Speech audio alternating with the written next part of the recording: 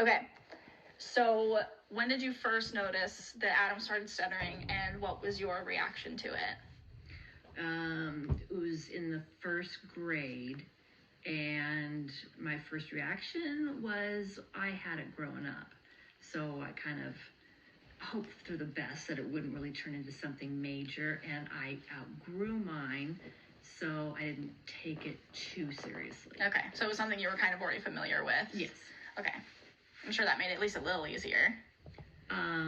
Like knowing what it was? Yeah, well, yes, but then it's also harder because you know how you got made fun of in school, and you know how that felt, and you know he's going to go through that, and that part sucked. Yeah. So with that, what were some challenges for you or him growing up or raising a child with a stutter? Oh, it was him being picked on or made fun of in school, and then even when he got older, when you think kids would be nicer, right, he would say that people perceived him as not being very smart because he had a stutter. That immediately meant he was not very smart, and that really, really was hard for him. Very hard for him.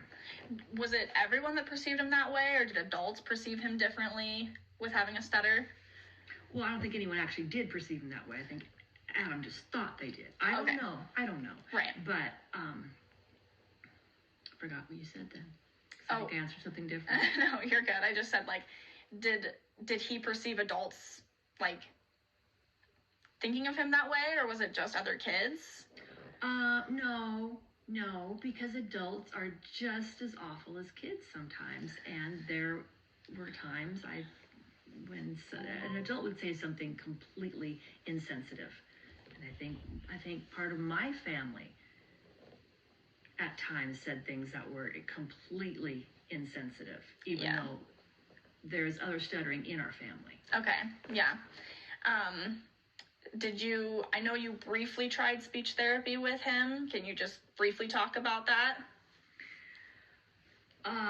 We never actually got into trying. In second grade, I took him in to be assessed, and it was through the school district. And when we went back for the results, Adam was sitting there, I was there, and then the speech therapist, and she went on to talk about how I needed to fill out this paperwork because of his handicap, and she kept saying these words, and Adam's eyes kept getting bigger and bigger and bigger, and after that meeting, he was in tears, saying, "What's wrong with me? Is something wrong with me?" It was so traumatic for him. We did not go that route. It really, really was hard for him. And then my sister, her son also stuttered, and she spent tens of thousands of dollars on various therapies.